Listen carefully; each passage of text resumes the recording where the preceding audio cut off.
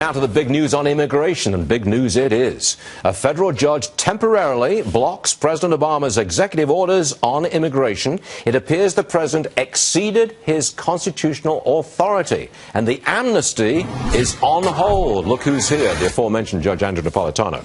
This is rare, isn't it? Yes, it's rare for a single federal judge to stop the president from doing what he wants to do and not delay the stop until the appellate court can review it. In other words, last night, probably after a lot of us went to bed, it was around midnight, a federal judge signed an order enjoining the President of the United States, the Secretary of Homeland Security, and all the people below them that have anything to do, all their agents, servants, employees, etc., is the language, to do with immigration, from enforcing the presidential amnesty. Ordinarily, when a judge says the president is wrong, the statute is unconstitutional, but let the appeals court decide. This judge didn't do that. Just this judge stopped this from kicking in. It was supposed to kick in today. Now, it goes to an appeals court, or the one that sits in Houston, I think. Yes, it's the United States Court of Appeals for the Fifth Circuit. It's that part of the country. It sits in New Orleans and Houston. Now, I heard you earlier.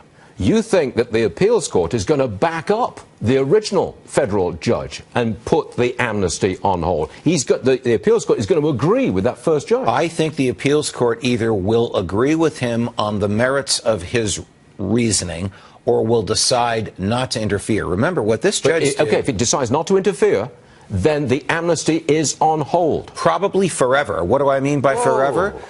President Obama has fewer than 2 years remaining in office.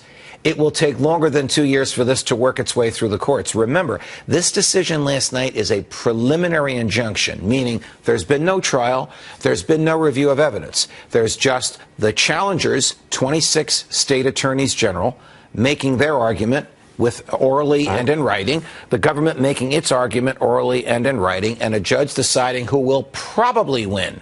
He said the feds will probably lose, and there is probably irreparable harm to the states. Therefore, I'm going to stop this from happening, and I'm going to stop it right now. That means that it doesn't look good for the amnesty program, does it? No, it doesn't. Stuart, you could count on one hand the number of times a single federal judge has done this to a president of the United States since World War II, and you would not use all your fingers. Now, hold on a second.